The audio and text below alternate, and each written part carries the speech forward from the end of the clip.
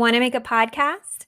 Spotify's got a platform that lets you make one super easily, then distribute it everywhere and earn money, all in one place for free.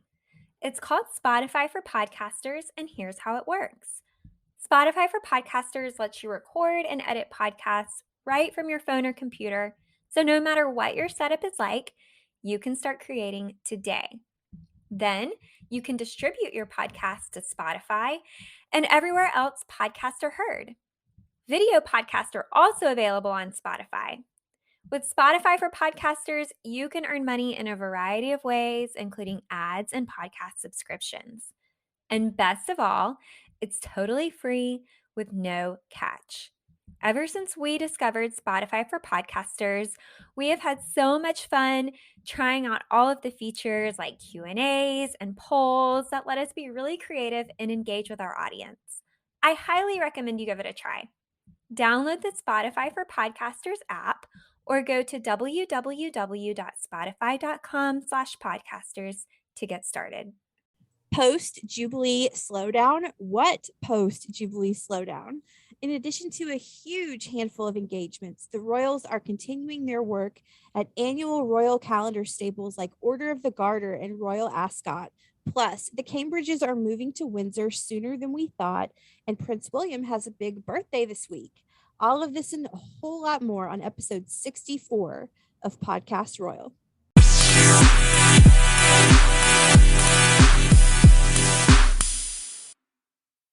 Welcome back to episode 64 of Podcast Royal. I am Rachel, and I want to ask you, lovely Jessica, how are you, first of all, and what you're into this week as we try not to melt in this heat wave we're experiencing. Oh my goodness. I know it is super hot out there. Really, I think it's all across the country. And you were right. I don't know what kind of summer this is, but I thought summer was supposed to be relaxed, and things have not slowed down with the Royals. So we've had Not at all.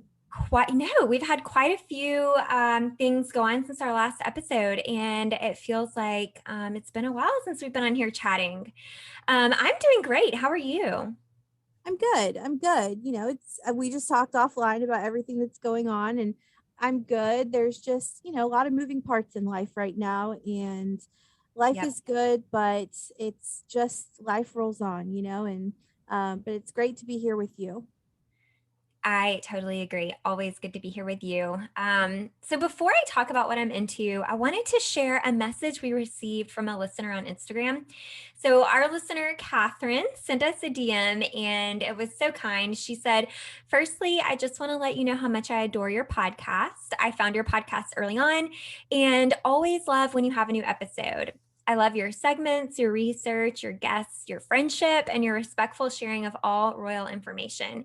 Thank you for your amazing podcast. So she went on to say that she has an upcoming trip to London, and she was looking for some recommendations for exhibitions. And we chatted about, a few ideas we had for when she visits, and just wanted to say thank you so much to Catherine for your kind, lovely words. I hope you have a wonderful time in London, and definitely let us know what you end up doing on your visit. Messages like that really re-energize me after we have a lull or a hard week or a heavy news week or a busy week. And, just to know that we have this little community that we can connect with and hear from our listeners and chat with them and know what they like, and they can share their thoughts is a really, really fun thing. So I really appreciated that. That is so sweet, Catherine. Thank you so much. You've made my day. Thank you. Okay, so for what I'm into this week, it's kind of funny and probably not relevant to a lot of people out there, but if you have never been to Birmingham, let me educate you a little bit. So we live here in Birmingham, Alabama, a southern town in the United States that is literally an ocean away from Great Britain. However, if you take a close look at our cute little town, you might notice a lot of nods to lovely Britain. And I would bet many people overlook it or don't pay attention to these little details. So I wanted to call out a few things that have caught my eye as I've been driving around town this past week. So the first and obvious nod is the name Birmingham. we were not the first Birmingham. There is a Birmingham in the UK, which we share a name with. But we also have a little area here in town called English Village. It is a cute little village with local shops and nice restaurants. They've even got a French bakery over there that is really quaint and cute. And I think they actually have like really, really good authentic French baked items there. So Yeah. if that's not enough for you, I drove past two neighborhoods the other day on the way home from running errands, and one was called Kensington and the other was called Windsor, and they were right next to each other. And I just thought that was so funny. And then the last thing I'll call out, Rachel, I know that you've eaten at this restaurant, but we have a place in Birmingham called Little London. It is a British themed restaurant with traditional British food, and there is a big red double-decker bus parked right out front. So the owners bought the bus, which is a 1968 Leland Titan PD3, and they originally used it as a food truck. So they would go to breweries around town and park there and serve food. They restored the whole inside with tables and chairs, and they have menu items like fish and chips, bangers and mash, and even sausage rolls. And they named the bus the Duchess, which I thought was really, really cool. But you want to know the other fun part, Rachel? Yeah. So Little London is actually featured in a Netflix series called Fresh, Fried, and Crispy. And it is a show featuring creative and delicious takes on fried food. And I did double check. It is still out there on Netflix. I think it might have come out maybe in like 2019 or something like that. But listeners, if you want to go watch that, check it out. And if you ever find yourself around this part of the United States and you want to have some British food, go on to Little London. I So love Little London, and I didn't realize they were on Fresh Fried and Crispy. I'm gonna have to go look up that episode. I love the fish and chips at Little London, and I wanted to call. So you said that there were streets called Kensington and Windsor. There is a street in Cahaba Heights. We're getting so granular here in local, but Cahaba Heights / Mountain Brook, that the street name is Buckingham Place. And so every time I drive by this street, I do a double take because I'm always like, why would they name a street Buckingham Palace? But it's Buckingham Place. So there's a lot of British history and roots in this town. So yes, I have driven by that street many times, and I forgot to mention that one. That's a good call out. yeah, it's every time I'm like, and you'd think after 10 years of living in this place, I would get it right, but I don't really go over to that area of town much anymore. But anyway, yes, maybe that's why we love the Royals, is there's so much Britishness around us. Well, as for what I'm into this week, so this past Sunday, of course, was Father's Day, both in the US and the UK. I think it's interesting that both countries celebrate Father's Day on the same day, but Mother's Day is in different months, but I digress. So for the holiday, we got an adorable photo of the Cambridge kids hysterically laughing alongside their dad, who, of course, is Prince William, who they obviously adore. If you recognize those outfits in the photo, you are not imagining things. This photo was taken on the same day as the Cambridge holiday card photo, which was taken on a private family vacation to Jordan last fall. So, we're going to talk about William quite a bit this week. Today, June 21st, the day we're recording, is his 40th birthday. And honestly, while I enjoy watching him in his role as future king, I really enjoy watching him in his role as a dad. So happy Father's Day to William and all the dads out there while we're at it. Happy Father's Day. Yes. So let's go ahead and jump into my fashion pick of the week. I was just chatting with Rachel before we started recording, and I was like, I thought I would pick something maybe from Royal Ascot, but I'm going to go a little bit different here. And I'm going to throw something else out that may have actually been a fashion pick that listeners might have overlooked, because I feel like I didn't see a whole lot about it. But if you recall, what was it? A couple weeks ago now, the Wessexes were in Gibraltar, and Sophie had a really, really pretty dress on. If you go to the royal family Instagram account, you can see it there. It's this like white or ivory colored dress. It's got short sleeves, and the skirt part kind of looks like flower petals, sort of like petally pleats.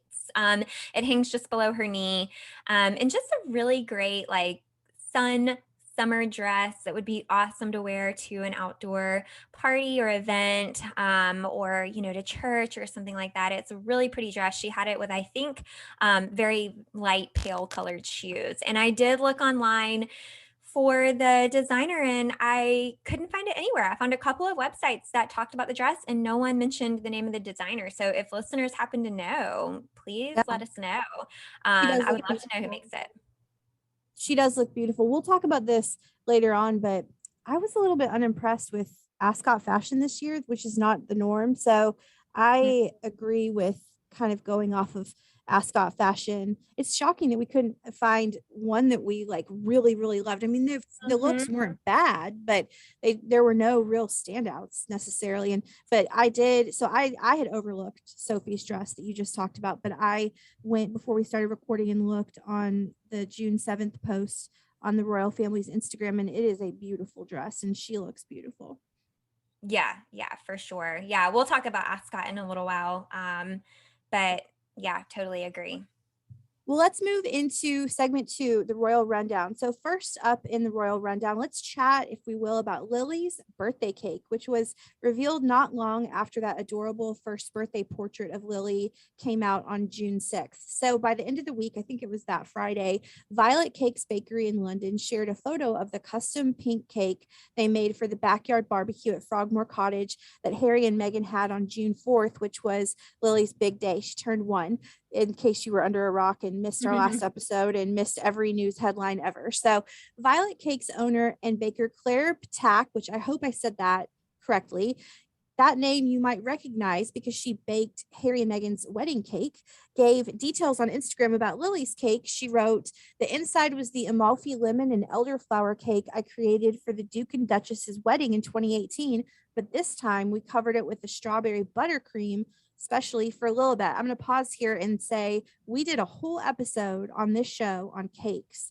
So if you are interested in learning so much more about Harry and Meghan's wedding cake that we just referenced, go back to that episode. Jessica did a great lifestyle segment on cakes. So I think that detail is so thoughtful, using the same baker that they used for their wedding, especially since they're so rarely in the UK anymore. And the strawberry buttercream sounds divine. I think I said on the cakes episode with when we talked about Harry and Meghan's wedding cake that it just didn't, I'm sure it tastes great, but it just didn't sound that great. But the strawberry buttercream makes it elevate 100 notches. So the cake, if you haven't seen a picture of it, is adorned with floral details. It's beautiful to look at. I can only imagine it tasted as good as it looked. Although the ever present and pervasive Sussex haters are saying it was too extravagant for a 1 year old cake, of course. To that, I say let them live. But I would love to know your thoughts on this cake. Well, I mean, of course, I loved it.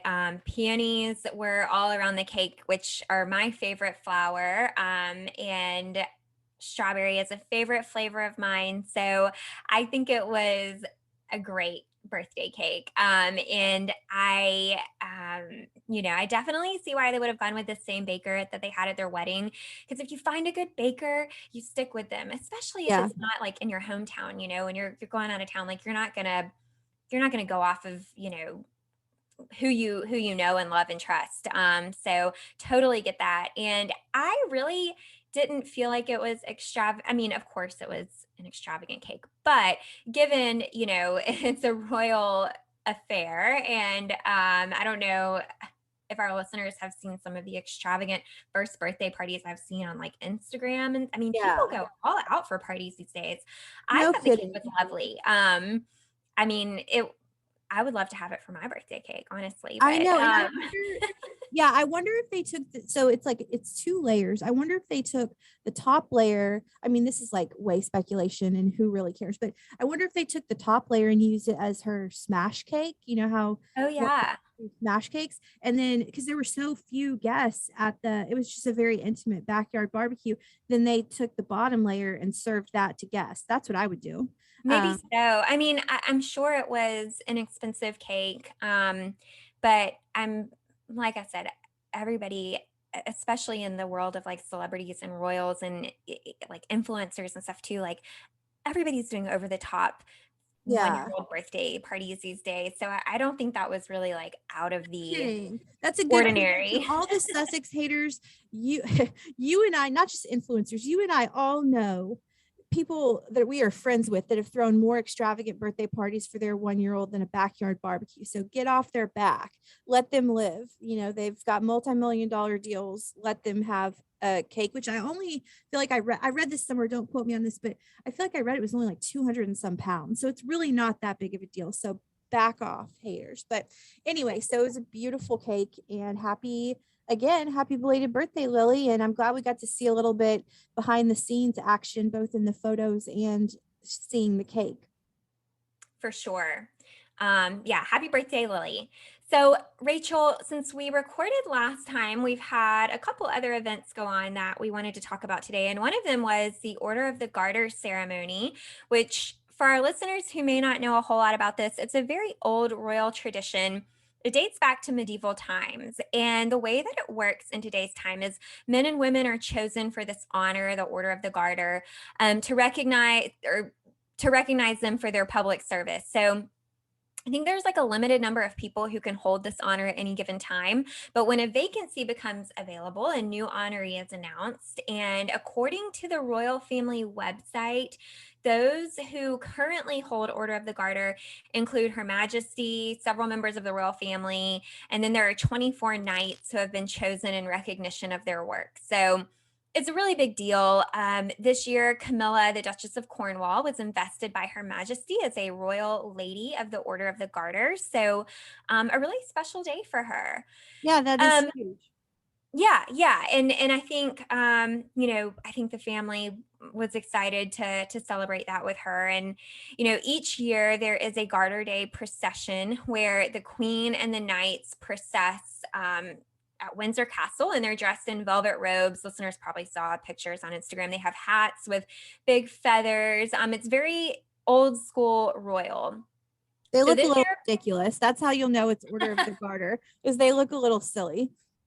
um, yeah, I mean, I think it's fun to see, but yeah, I totally agree. Oh, I Um, love it. I love it, but they just look like real silly. But it's tradition, so I get it. Well, this year, Her Majesty unfortunately did not participate in the public parts of Garter Day, but she was in attendance for the private lunch inside the castle.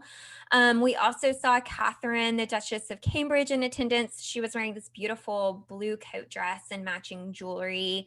And she's been going for a very monochromatic look lately, which I love. I know we've seen the Duchess of Sussex do that as well. And I really like the monochromatic stuff.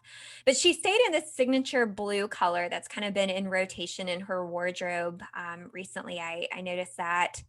And then we had the Prince of Wales, the Duke of Cambridge, the Earl of Wessex, and of course the Duchess of Cornwall. They were all in attendance. But can you guess who wasn't there, Rachel? Oh, I know who wasn't there. And that person was, I'm not sad about it. And that gonna guess Andrew. Yep. So this has been a hot topic because listeners might remember he was scheduled to be there. So Andrew does hold this Order of the Garter honor. He was invested as a knight in the Order of the Garter and would typically be expected to attend. His name was even included in the program for this year's procession. And then right before the day, reports came out at really a last minute decision. They decided to exclude him from the procession. And they're saying it was Prince Charles and Prince William that made that call. Mm-hmm. So I've read online that Prince William threatened to withdraw himself from the procession if Andrew was allowed to attend, and that Prince Charles was kind of concerned because he didn't want Andrew to draw attention away from the event for the wrong reasons and overshadow Camilla. That's understandable. So he complied. He was not in attendance for the public procession, but he was seen arriving at Windsor Castle that day and was in attendance for the private lunch that Her Majesty hosted. So after hearing all of that, I just have to know what is going on. I mean, why can't the family seem to be aligned on Prince Andrew's role as a royal? It seems to me like there's been a lot of miscommunication with where they stand on his permission to attend public events. I mean, what do you think? Well, let me tell you what I think. So we have a few forces at play here.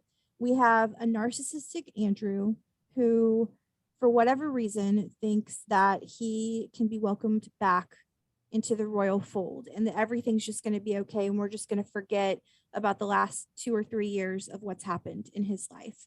Then you have the queen, who is his mother at the end of the day, right? And who loves her son and who wants probably to give him what he wants. It's after all, this is a family business, but she's still his mom. And we have all heard the rumors that Andrew is the favorite child. Whether that's true or not, she's still his son. He's still her son, not she's still his son. Okay, so then we have Charles and William, especially William. I think I even wrote an article that for Marie Claire that William basically gave an ultimatum and said, it's either him or me, but you can't have us both. And so obviously the family, so originally when Andrew, because Andrew, as you just said, was supposed to be there. His name was in the program and everything.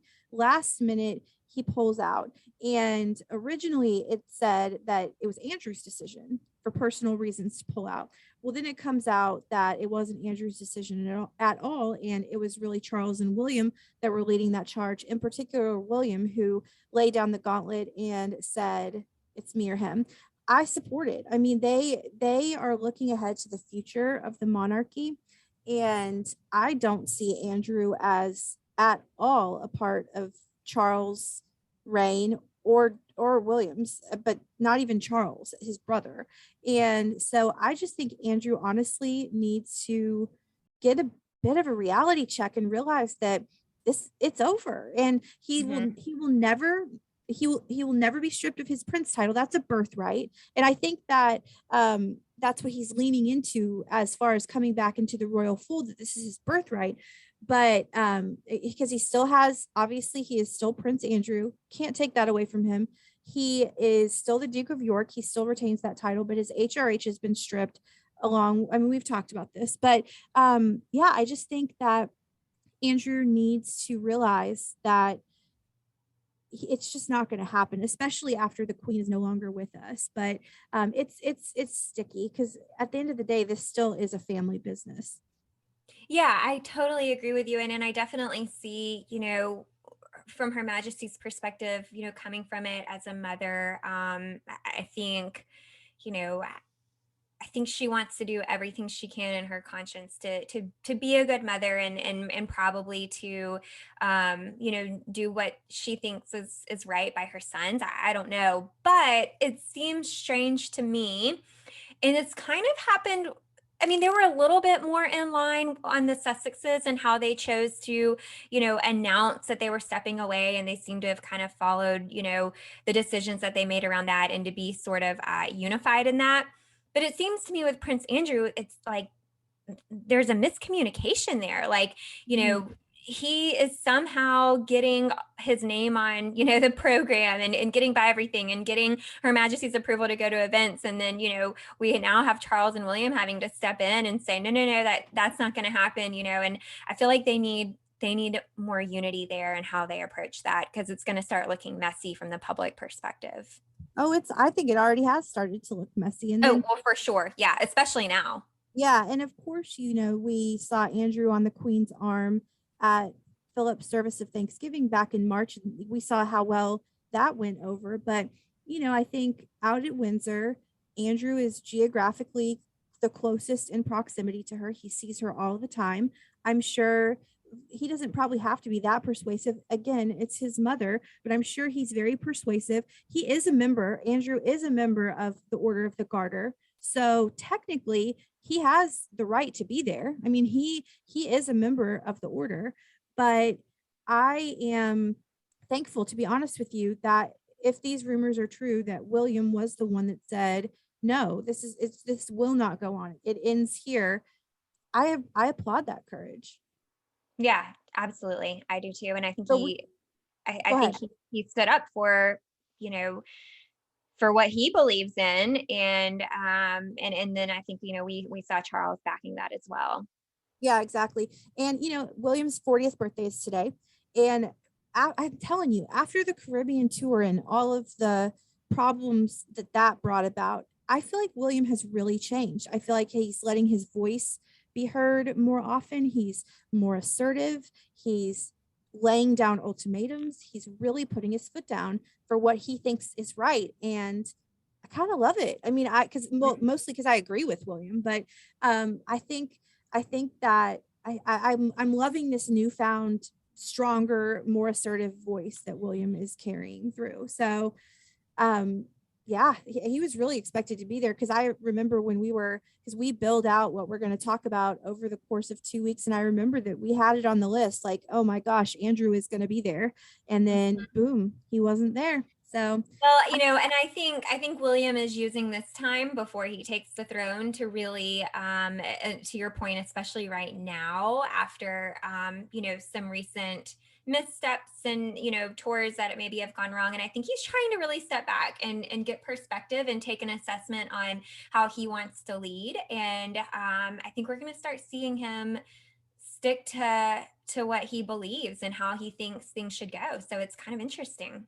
yeah, yeah. I mean, in the royal pecking order, you really have to defer to those in line in front of you, right? So it's been a lot of deference, and rightfully so, to the Queen and to Charles.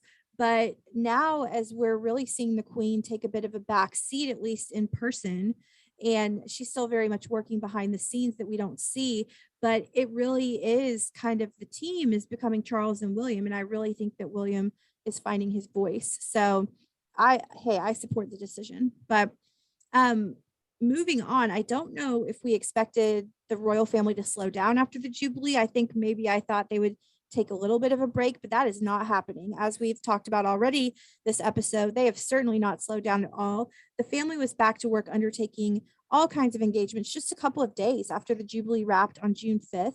And then the next week was Order of the Garter, which was on Monday, June 13th. And then there was another staple in the royal diary right behind that, Royal Ascot.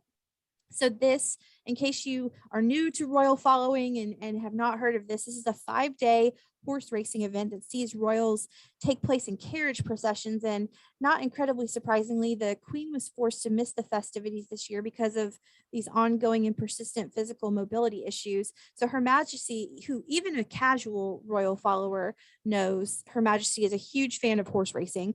She has been known to attend all 5 days of the event in the past, but this year was actually the first time she missed the entire event since she was crowned queen. So she truly prioritizes this on her schedule, if that gives you any context to how important this annual event is to her. So day one was Tuesday, June 14th.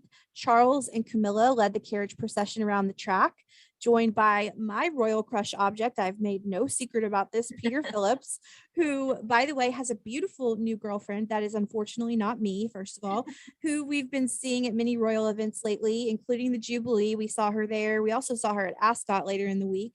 Anne was there on day one. Beatrice and Edo were there on day one. This is the first full capacity crowd that has been at Britain's most popular horse racing event since 2019, pre-pandemic. And though she couldn't physically be there, the Queen released a statement for day one, which said, "I have been most grateful for the continued kindness shown to me by the racing community.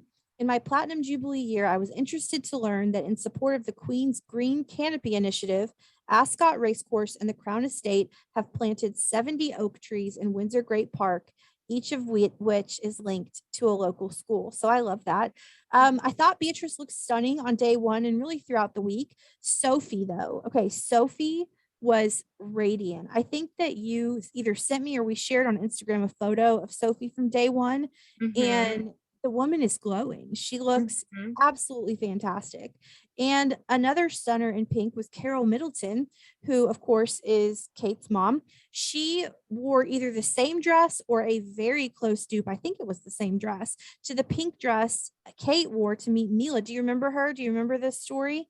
Oh yeah, the pink princess dress. Yes, yes. So when Mila requested Kate wear that pink princess dress, right, when they met. So Carole repurposed that look for Royal Ascot. We did not see Kate and William, by the way, until day 4 on Friday, when Kate wore a brown and white polka dot number that looked very, very similar to one Princess Diana, wore to another horse racing event, the Derby at Epsom Downs in 1986, but I'm getting ahead of myself. So I don't know if you want to have any thoughts day by day, but do you have any thoughts on day one, or do you want me to just keep on rolling through the Ascot? Yeah, I mean, I totally agree with you. We were talking offline before we started recording, and so we weren't super blown away by a lot of the fashion at this year's Yeah. event. I, you know, I thought Sophie did look great, and I've said this in the podcast before. I personally am not a big polka dot person. So, anytime, someone's in polka dot, it's very rare that I'm it's the a same favorite piece of way. mine. But And that, yeah, and that's a personal Kate choice. keeps doing it. Kate, this is the third time in like a couple months because she wore polka dots to Phillips service of Thanksgiving. She did blue polka dots at some point in the Jubilee, and now this. And I don't know. They don't do it for me. I mean, they're Beatrice did polka dots later in the week. We'll talk about that. But they just don't do it for me. They just scream like it's the 1980s again. I'm 3 years old and I'm wearing polka dots and scrunchies. Like it just doesn't do it for me personally. there are a few instances where I like them, but overall, yeah, I agree. I mean, I think it's a sort of a classic pattern that we'll continue to see royals wear in decades to come. But it's just not something I typically am attracted to. Like And I to don't each their typically go own. for polka dots. So Yeah, to each their own. So moving on to day 2 of Ascot. So Charles and Camilla yet again led the procession on day 2, Wednesday, June 15th. The hats, as ever, were out in full force. I always love, well, I don't know, I say always. I oftentimes love the fashion a lot more than I did this year. There wasn't bad fashion choices, but none of them were like, whoa, wow, that is a contender for Jessica's fashion pick of the week. But the hats, I do love the hats. I wish that there were more. I have 0 hats like that, no fascinators, no opportunities to wear them. I would love for that to, become a thing in the US, but the hats were out in full force. Beatrice and Sophie were back for day 2. Both continue to wow in terms of style. I'm telling you, Beatrice is having a fashion renaissance. I love it. None of the looks were like, oh my gosh, that stopped me in my tracks, but she looked great. Day 3 on Thursday, Anne and daughter Zara Tyndall led the carriage procession. There was a bit of confusion on this day. So Anne's royal standard flag was raised, and folks at Ascot mistakenly thought it was the royal standard, as in Her Majesty's royal standard, and thought maybe, just maybe, the Queen was there, which alas, she was not. It would not be out of bounds to expect the Queen to be there. Like I just said, this was the first time she ever missed all 5 days in the entirety of her reign. So Kate and William led the procession on day 4, which was on Friday. UK is experiencing a heat wave like we are here. It was so hot on Friday that in a first for Royal Ascot, the dress code was relaxed a bit and men were allowed to remove their jackets and ties, but the women still had to keep on those hot AF fascinators, I'm sure, and they're really high heels, but whatever.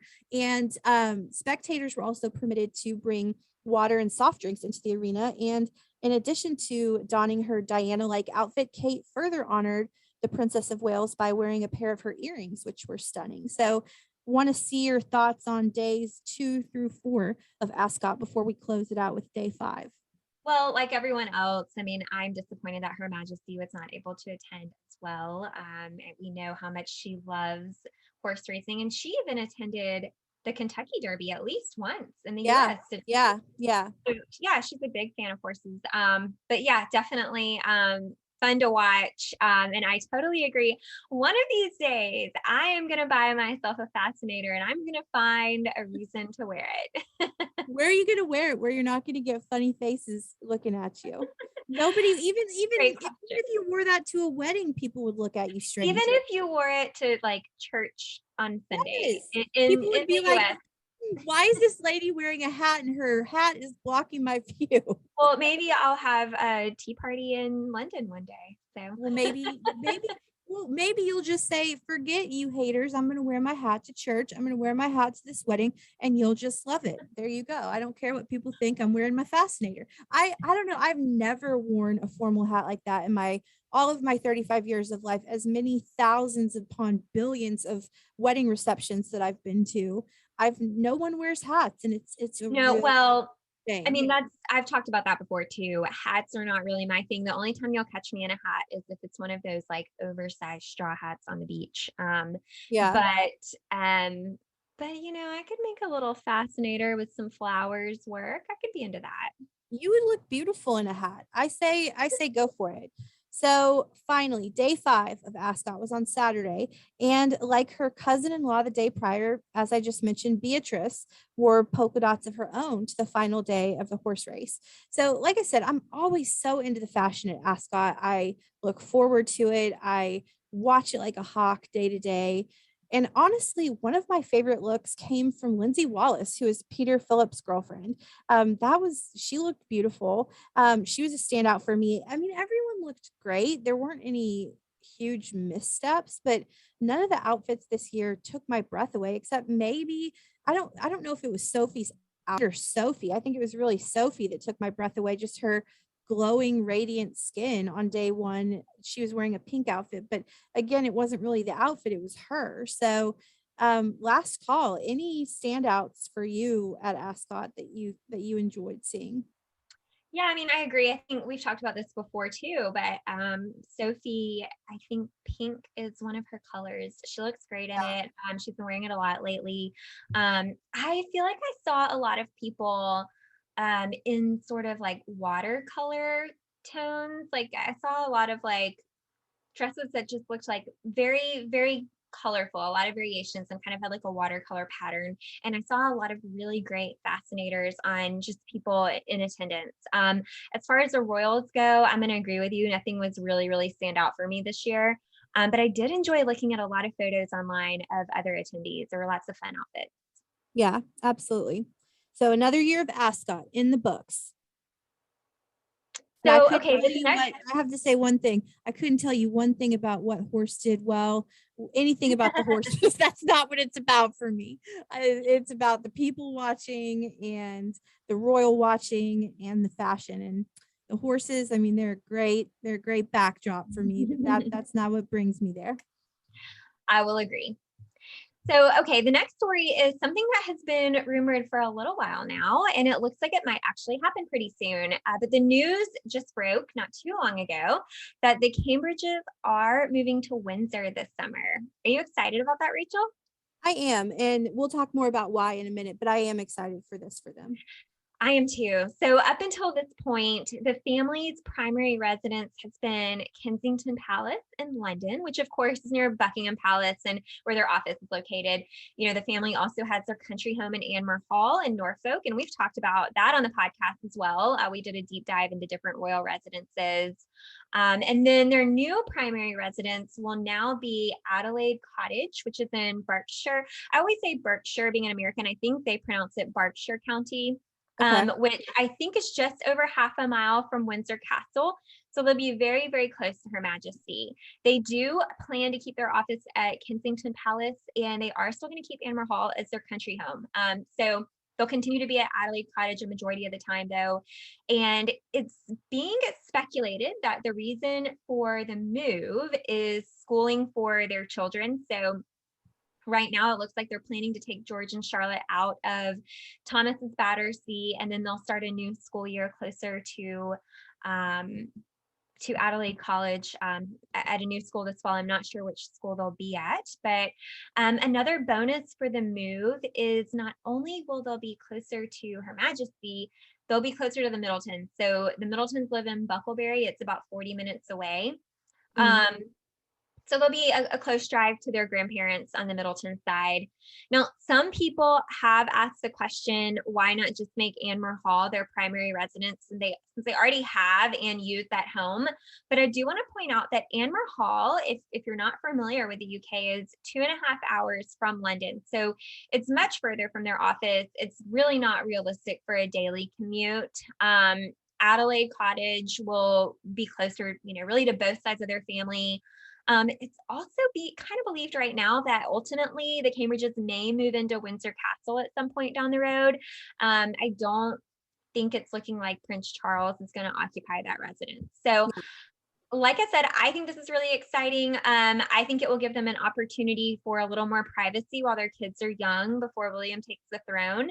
But I want to know more about your thoughts, if you think it's smart for William and Catherine, both from a professional perspective as well as a personal one.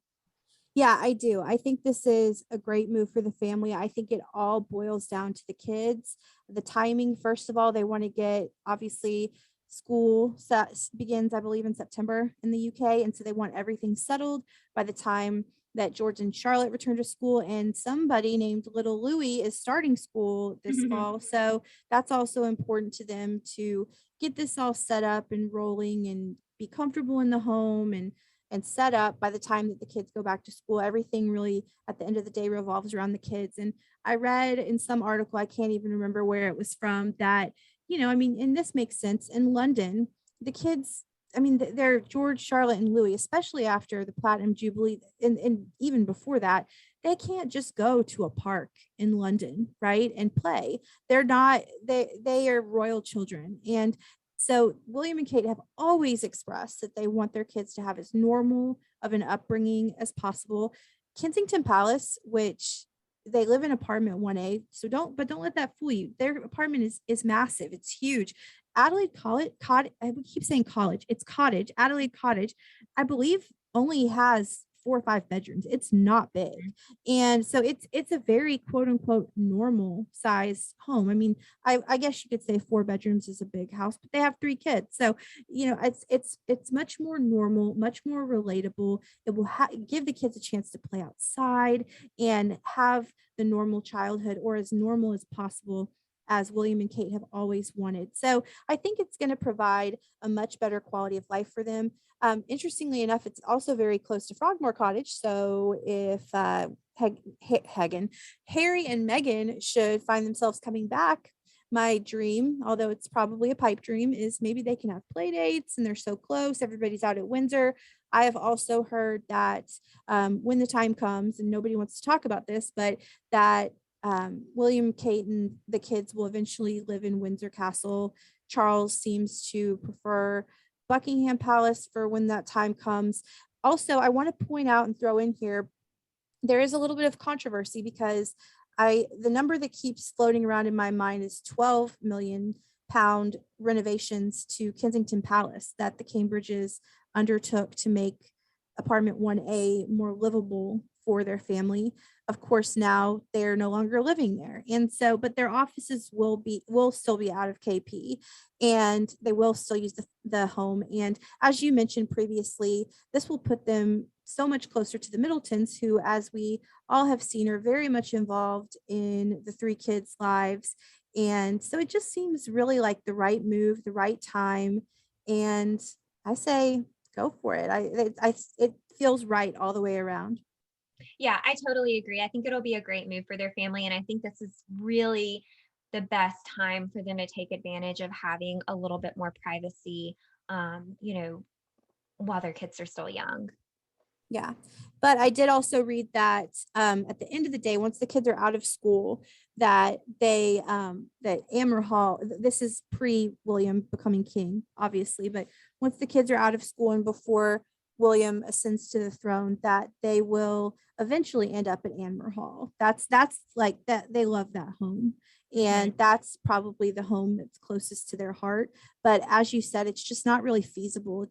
That's a 5-hour commute round trip, and that just doesn't make sense. So I think this is the right move. I feel like we've been talking about it for a while, and it seems to be imminently happening. So I'm excited for them. I am too. So all anyone wanted to talk about from this particular day was Kate's pink pantsuit, which of course looked gorgeous. We always love to talk about the fashion, but I also really want to talk about the meat behind what Kate was doing on June 16th as she met with UK politicians. In addition to looking fantastic as ever, the work Kate was doing at this roundtable, which was her first ever with UK politicians, is work that I find quite significant. So Kate continues to champion her work with early childhood development. She told the group assembled that there is more we can all do to prioritize the well-being of children, be it by investing in children directly or in the adults that provide care for them. The meeting largely focused on findings by the Royal Foundation Center for Early Childhood, which showed that 90% of people agree that the early years are important in shaping children's lives, but less than 20% recognize that the first 5 years of a child's life are crucial to their outcomes later in life. So Kate said of this, the findings published today present us with a huge opportunity and demonstrate there is a real appetite from the public to bring this issue up on all of our agendas. There is more we can all do. Every member of society can play a key role, whether that is directly with the child or by investing in the adults around them, the parents, the carers, the early years workforce, and more.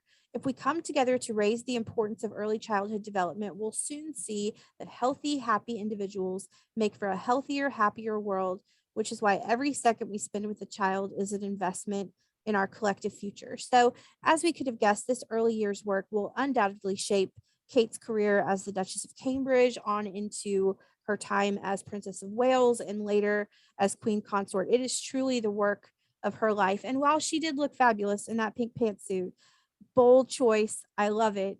I think it's important to also recognize the work behind the photos. So, any thoughts on this? Yeah, I loved the pink pantsuit. No, I I'm know. totally, totally kidding.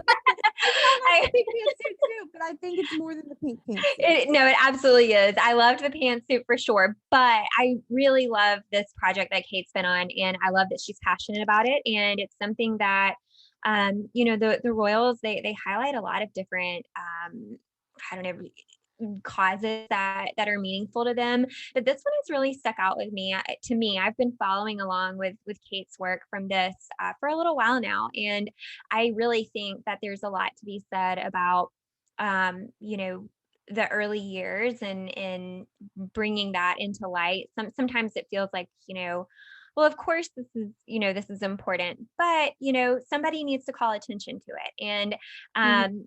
I think if anything, hopefully what we can get out of it right now is that Kate is using her platform to really highlight how important this really is, and where we need to put more focus on the early years for kids, and what parents can do, what educators can do.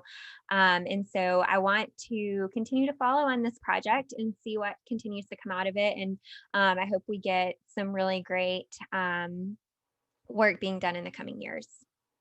Yeah, I think you're out, like what you just said is absolutely right. Logically, we all know that it's important what happens in early childhood, but who is doing something about that? And Mhm. so good for her for really taking obviously a passion of hers and doing something about it. So I want to sneak this in here. We marked the day when Her Majesty became the third longest reigning monarch earlier this year. Can't remember when that was. It was a couple months ago, 3 months ago, something like that. But the Queen has officially become the second longest reigning monarch as of June 13th, when she marked 70 years and 127 days on the throne. She surpassed King Bhumibol Aduladej of Thailand, whose name I think I just nailed. Go me. Who You was always get the hard names. I know. And this is the second time I've said this. So I was a little bit practiced because I said it a couple months ago. But he was crowned in 1946. He reigned for 70 years and 126 days before he passed away in 2016. So she's got about 2 years to go before she takes the top spot from King Louis XIV of France. He was on the throne for 72 years and 110 days. But keep in mind that King Louis took the throne at the ripe old age of 4 in 1643, which is the same age another royal Louis we know and love is Mhm. today. I thought that was interesting. So, I mean, how do you reign at 4 years old? But anyway, it's almost not fair that he holds this record because 72 years is a really long time. But when you start when you're 4, then I guess that makes sense. But congratulations, Your Majesty, for passing your second place, but your first place in our hearts. And give us 2 more years ish, and we'll get you to the top spot. For sure. So, okay, moving on to our next topic, I want to talk for a moment about a little story that popped up briefly in news headlines last week. We just talked about some stuff that Kate has been shining a light on, but Prince William was actually seen on the streets of London selling magazines undercover. And I'm using quotations as I say that because he really wasn't undercover for very long. So, there is a UK magazine called Big Issue, which is sold at newsstands by homeless individuals. And anyone who's been without a job for an extended period also will sell issues of this magazine. And it's designed to help them earn an income and avoid debt while allowing them to so they purchase the magazine at a low price, and then they're able to sell it double what they invested in it, and then they can keep the purchase price that you know what they've not invested, they can keep the leftover part. So the point of this is really to help those in need act as a micro entrepreneur, as they described it on their website. So they're asking the public when they purchase the magazine not to just give money to homeless people selling the magazine, but to, buy the magazine and take it, because they are legitimately running a business and earning an income. And I think on their website, they say it's not a handout, it's a hand up or something like that. I love So this that's idea so much. This like gives me goosebumps. I love yeah, it. yeah, it's a great business model. It's really interesting, and I think it really helps teach people a lot of skills when it comes to business and working. So we saw William take to the streets, and he was selling issues while dressed in the company's red vest and hat. And it kind of reminded me of that show Undercover Boss, where they go into the companies that they own. The CEOs will go in and act like an employee on the front lines, but he was recognized by someone on the street, and his cover was blown. So anyway, it's kind of everywhere now. They actually, I think, posted a reel about it online. But I wanted to ask you, Rachel, what you thought about it. Kensington Palace hasn't, I think someone reached out to them, and they hadn't really commented on it as of the other day. Like I said, there's a reel out there now, and William actually posted some of his words on the Instagram account. He said Mhm. homelessness was something that was really close to him and something that he was really passionate about. Yeah. Um, He so wrote an essay actually for the magazine, and I'll talk about that in a second. But yeah, I I love guess it. that was his reasoning behind why he wanted to do that. But one thing that I think, it was really great that came out of it was just this awareness of the publication and their mission. So hopefully those looking for work will now know somewhere they can go, and those who don't need a job will come out and purchase issues in support of their mission. So I thought that was really cool. And Yeah.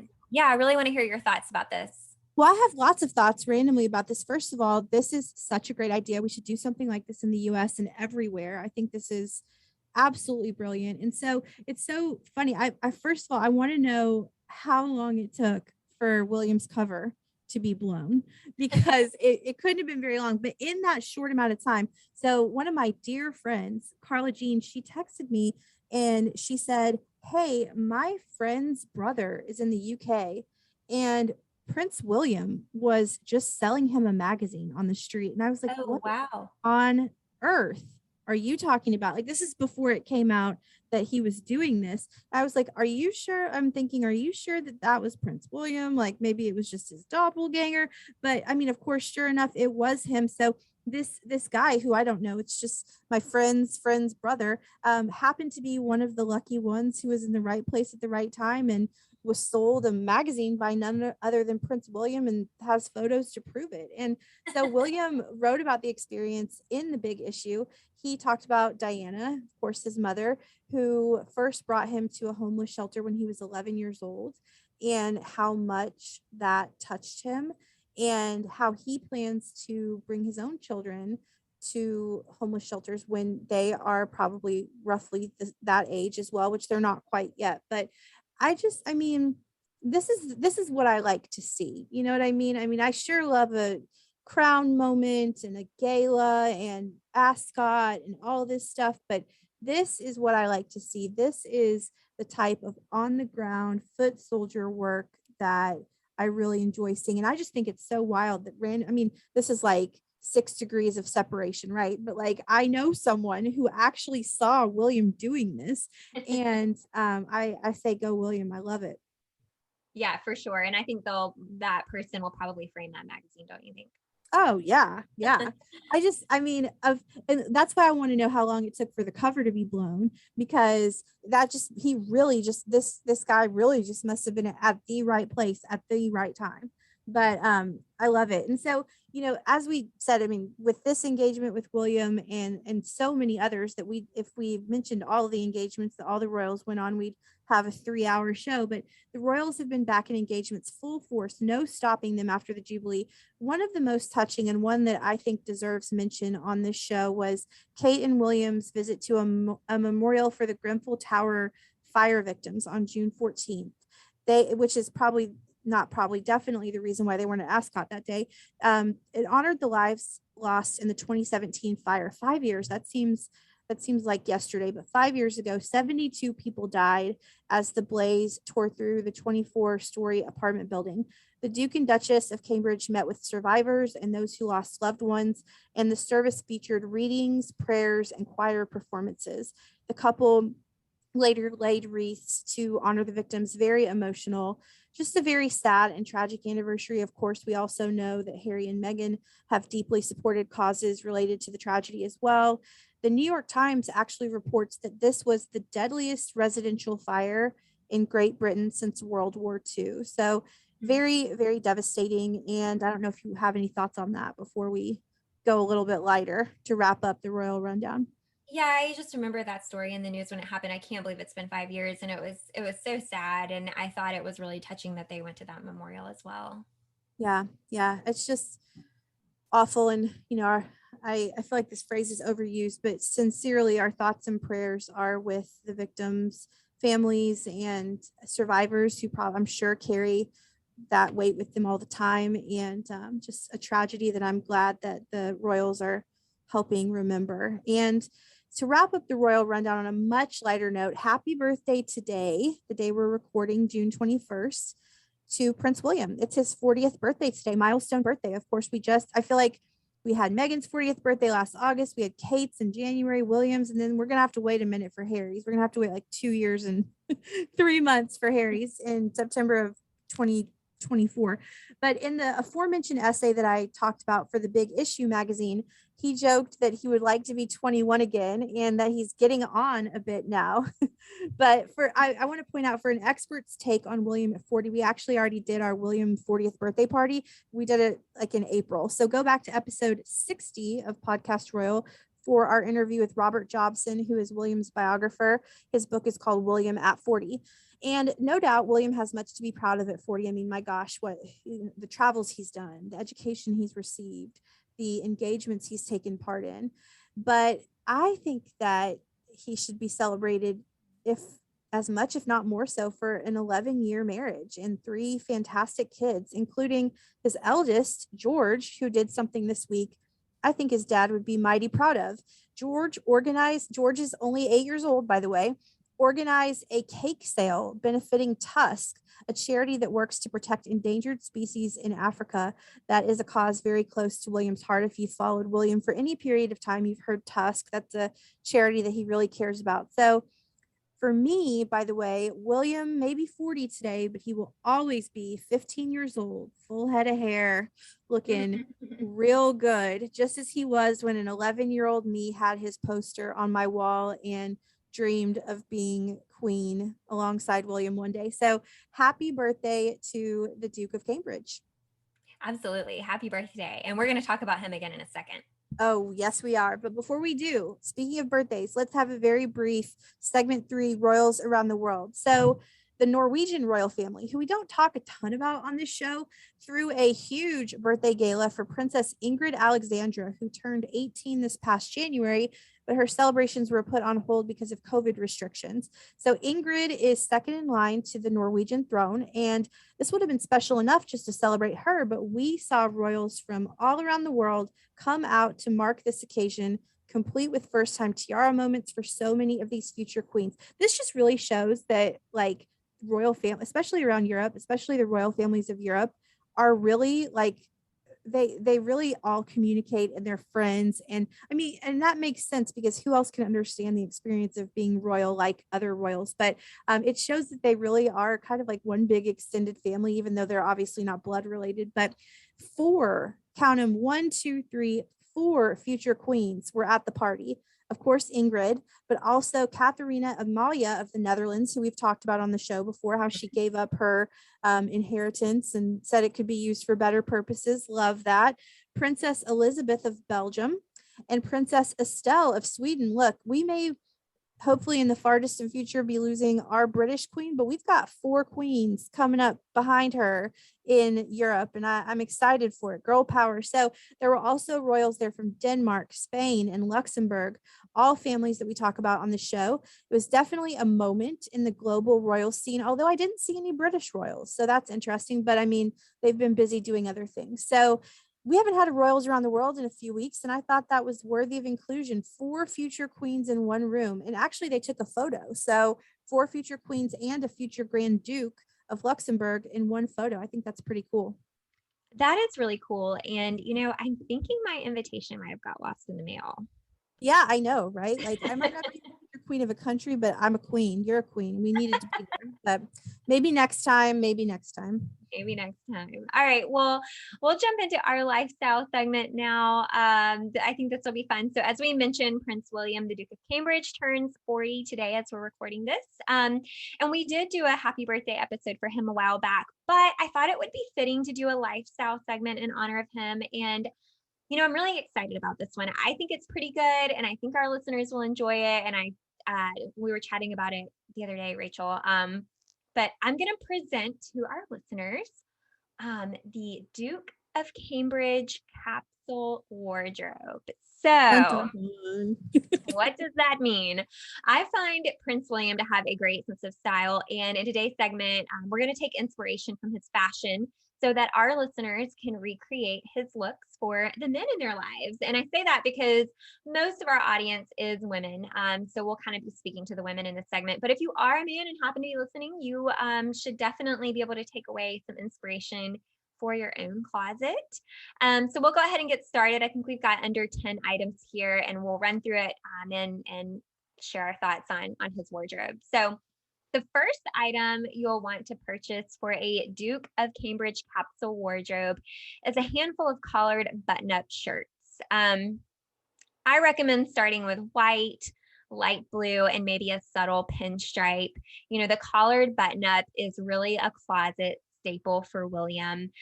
He dresses them up and down. He looks so natural wearing them. He pairs them with ties.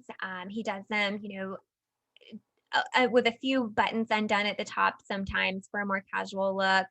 Occasionally, he'll opt for a thicker, crisper fabric with his suits. And then we'll see him sometimes in more lightweight, kind of relaxed, textured shirts for a typical day. But I think that's a great place to start when you're building your Will-inspired closet.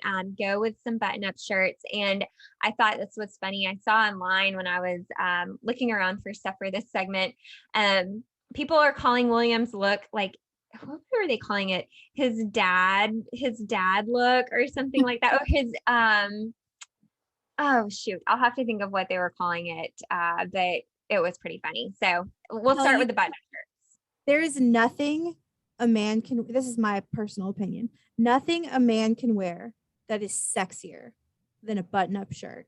That is the sexiest thing that a man can wear. I don't know why. I love it when men dress it up, like for a corporate situation. I love it when they dress it down. That is like an Achilles heel for me. So I just want to say that I completely co-sign your first item. So speaking of shirts, I would add a few polo shirts to the mix. They don't personally do it for me like button-ups do, but polo shirts are awesome too. We've seen William in these much more casual short sleeve shirts when on vacation with his family.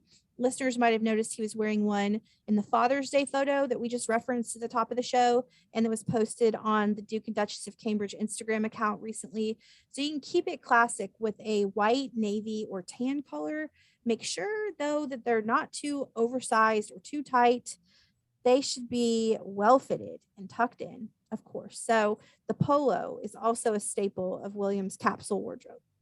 Yeah, I agree. I like the collared shirt over the polo, but polo is pretty classic. So, and I remembered it's called, I think they're calling it Prince William's dad uniform.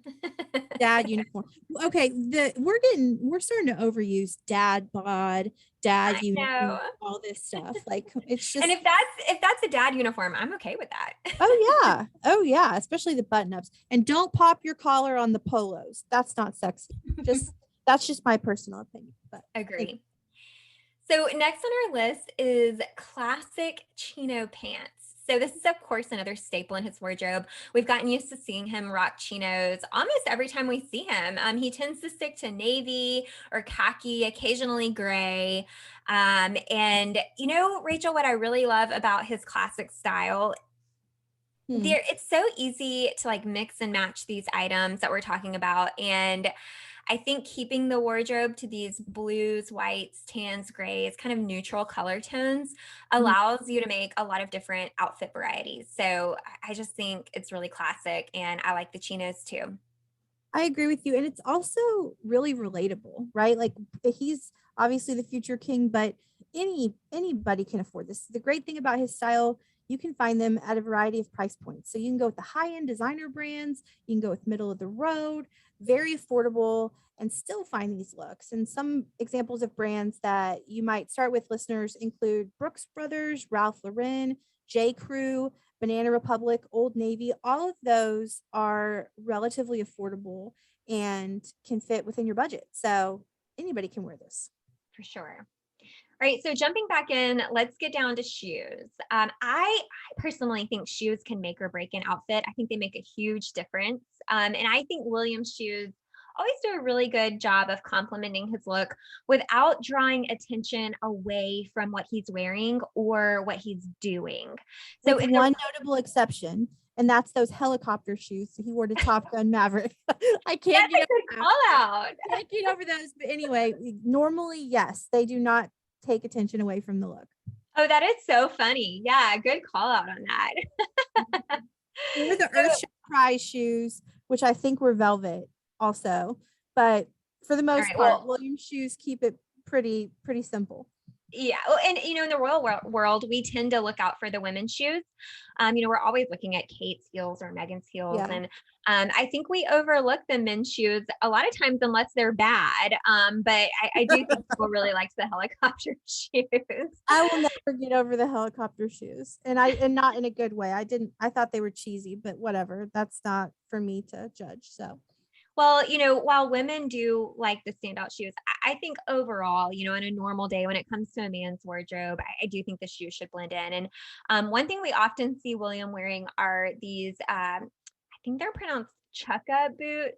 I have to say, so I've seen them in pictures and stuff, but I don't know if I've ever purchased a pair for a guy, but they look great. So he pairs them with chinos and his button-up shirts, of course, and they just seem like a good shoe for men. They're versatile. You can wear them, you know, with khakis or jeans or navy pants. They blend in really well. I think sometimes they're like a suede-looking material, not flashy, you know, not super specific for any particular activity. And I think they're just a good mix of dressy and casual. So I would say to the girls, you know, put chukka boots on your gift list for your guy, and I think I'll do the same. You know, as many shirts and fragrances and the like that I've bought for so many men over the years, I've never bought a man a pair of shoes. Is that weird? Really? No, I've never bought a man a pair of shoes. Not that I'm opposed to it, I just never have. Anyway, so speaking of the perfect mix of dressy and casual, I think every Duke of Cambridge capsule wardrobe needs a pullover sweater in a dark or muted color. Yes, yes, yes. So this is another article of clothing we have seen William in countless times. It makes a capsule wardrobe piece because it pairs so well with so many items in a man's closet. It's preppy like a Duke, and it can be pulled over a collared shirt. I love that, by the way, when the collar's sticking out. Love that. With dress pants for a work engagement, or it can be worn with a pair of shorts or jeans for a cool walk on the beach. So we usually see William in a thinner cashmere sweater, either a V-neck or crew neck, but you could also do a thicker cable knit for the colder months. Yeah. Where are those, by the way? I'm dying in hell down here in Birmingham, Alabama. So thinking of colder months makes me very excited, but yes, I agree. I love that. Yeah. I find the pullover sweaters and the collared shirt to be super, super attractive too. So, okay. So Up until now, we've kept the wardrobe staples pretty basic, but I am about to jazz it up with our next item. Are you ready, Rachel? Oh yeah. Okay, let's get things exciting. Why not go for an eye-catching belt for your man? So I think that that is really William's way of showing a little bit of his personality when it comes to his clothing. He actually has this one belt that we've seen him wear over and over again on several occasions, going back really quite a few years at this point. And I actually was wondering if listeners have ever noticed this. So, listeners, if you've seen him in this belt before, message us and let us know. So he has this Argentinian style brown leather belt. It's got these woven ivory colored accents. It kind of reminds me of like like an Aztec print sort of. And I guess it's like Argentinian on these belts. But according to GQ, William was first seen wearing this belt in 2011 at a stampede in Calgary with Kate. And then he wore it when Kate and him posed for their first photos with baby Prince George in 2013. And he was also seen wearing it again on their tour in India in 2016 and a few other times as well. So I'm not really sure where he got this belt, but GQ recommended some brands that may have similar options. Listeners could try La Matera or Estribos if you're looking for the Argentinian style.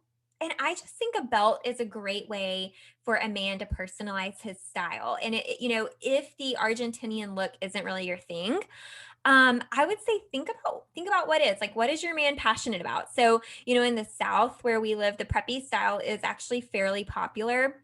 A lot of men here, I don't know if you've noticed this, Rachel, they'll wear those needlepoint belts. Yeah. And they're very beautiful.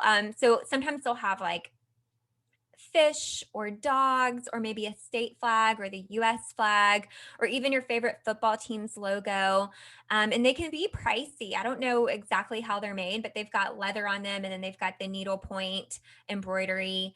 So I would say think about your guy's style, think about what he likes, and gift him with a really great quality belt that he can wear for years to come. Yeah, that's a great idea. That is a great gift idea. So while we are on accessories, let's stay here for a minute.